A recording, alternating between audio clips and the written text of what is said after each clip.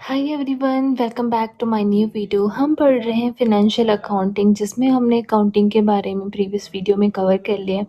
आज हम पढ़ेंगे डबल एंट्री सिस्टम, जो कि हमें बताता है जब हम फाइनेंशियल अकाउंटिंग उसकी ट्रांजैक्शन को रिकॉर्ड करते हैं तो हम कैसे रिकॉर्ड करते हैं, किस वे में रिकॉर्ड करते हैं, वो प्रोसीजर हमें बताता है डबल एंट्री सिस्टम। तो डबल एंट्री सिस्टम क्या कहता है?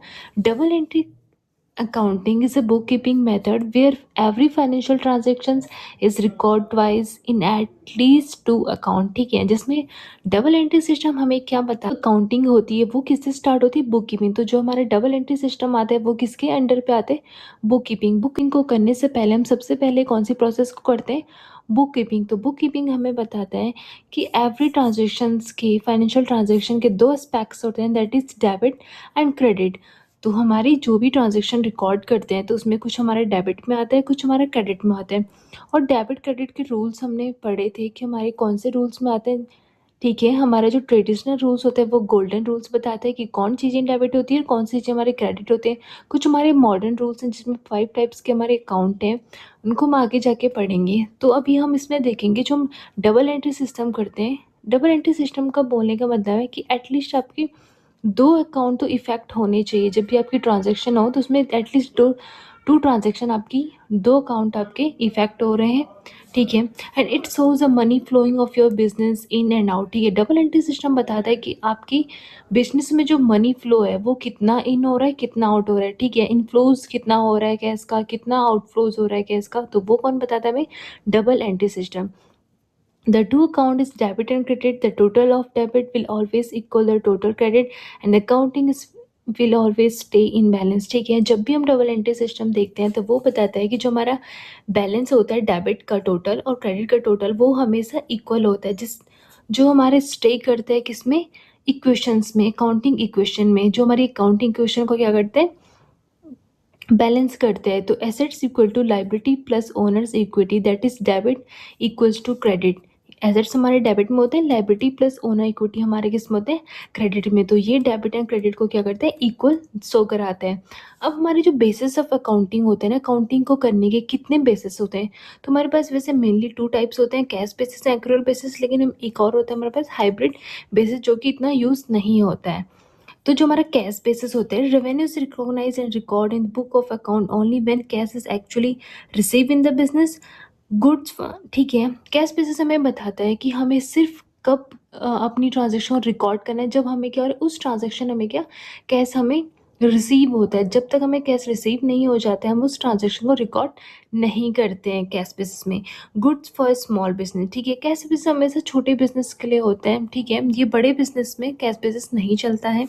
And does not considered outstanding prepaid income exchange. और जो हमने पढ़ा था कि हमारे पास कुछ आउटस्टैंडिंग होते हैं, कुछ प्रीपेड इनकम्स होते हैं। ठीक है, आउटस्टैंडिंग जो प्रीपेड वाली आइटम्स होती हैं, ट्रांजेक्शन होती है, उनको कैश बेसिस शो नहीं कराता है, तो इसलिए ये स्मॉल बिजनेस में चलती है। नेक्स्ट हमारे पास है एक्रूअल बेस। एक्रूअल बेसिस क्या है? जो मोस्ट पॉपुलर हमारा जो बेसिस है अकाउंटिंग का करने का, वो है एक्रूअल बेसिस। ये बताते हैं कि revenue is recognise when it is earn और एक्रूड। ठीक है, आपको रेवेन्यू तब रिकॉर्ड करना है जब आपने उस चीज़ को अर्न करा है या एक्रूड करा है। ठीक है, जब वो मतलब अगर आप कोई ट्रांजेक्शन्स कर रहे हैं और वो क्रेडिट में है, अगर आपको अभी पे नहीं भी हुआ है लेकिन आपको उसको रिकॉर्ड करना है। ठीक है, जब भी वो रिकॉग्नाइज, ठीक है, जब भी वो ट्रांजैक्शन हैपन्स हो रही है तो आपको उस बिजनेस में उसको रिकॉर्ड करना है। It's suitable for the large business. और ये किसके लिए सुटेबल है? लार्ज बिजनेस, क्योंकि ये कंसिडर करती ऑल, चाहे प्रीपेड हो, चाहे आउटस्टैंडिंग हो या एक्रूड हो, ये सारे ट्रांजेक्शन को क्या करती है?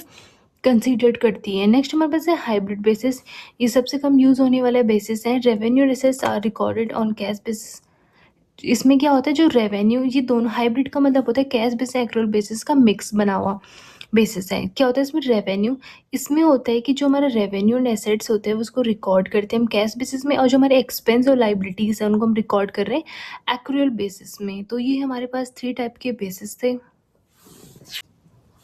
अब हमारे पास अकाउंटिंग इक्वेशन होती है, that is assets equal to liability plus capital. ये हमारी अकाउंटिंग इक्वेशन है।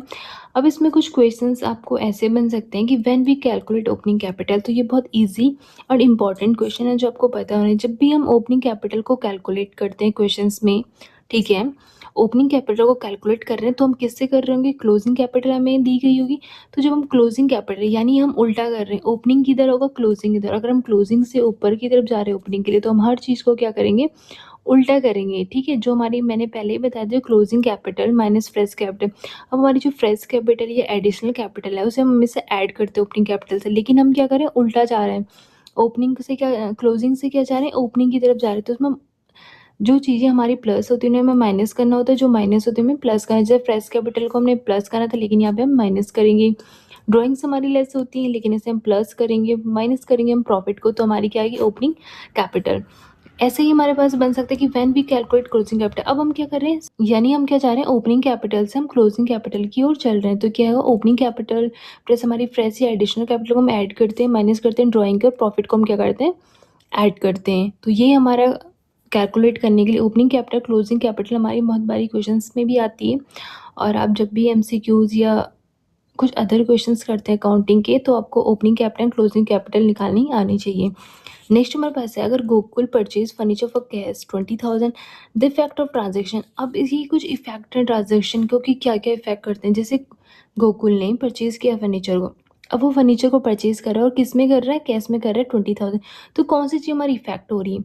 अब देखो हमने कुछ चीज़ परचेज करी है बिजनेस, तो हमारे हमारे से क्या जा रहा है, कैश हमसे जा रहा है, तो कैश हमारा डिक्रीज हो रहा है, ठीक है। और हमारे पास क्या है, एसेट्स आ रहे हैं, हमारे पास क्या है, फर्नीचर हमारे पास आ रहा है बिजनेस में, तो वो हमारे क्या, एसेट्स को इंक्रीज कर रहा है, तो हमारा फर्नीचर क्या कर रहा है, इंक्रीज कर रहा है।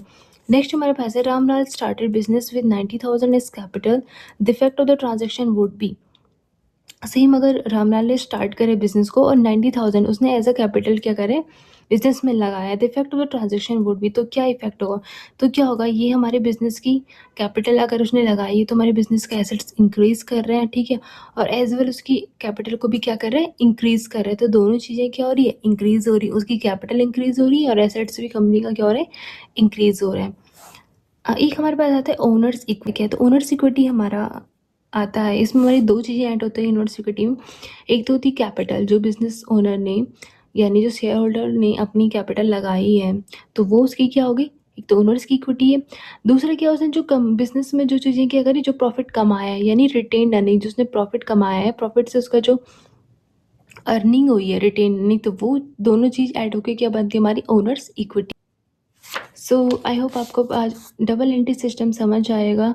अभी हम फिनेंशियल अकाउंटिंग में हमारे छोटे छोटे टर्म्स एंड छोटे टॉपिक्स को कवर कर रहे हैं एकदम बेसिक लेवल से। इसके बाद इन लास्ट हम इसके एमसीक्यूज़ भी करेंगे। जब हमारी पूरी फाइनेंशियल अकाउंटिंग कंप्लीट हो जाएंगी देन हम इसके कुछ एमसीक्यूज़ करेंगे जिससे हम एनालाइज कर। फिनेंशियल अकाउंटिंग सबसे मोस्ट इम्पॉर्टेंट टॉपिक्स हैं अकाउंटिंग को स्टार्ट करने के लिए। छोटे टॉपिक्स के नोट्स बनाएं, रिवाइज करें। सो आई होप आपको ये वीडियो समझ आएगी। So thank you for watching.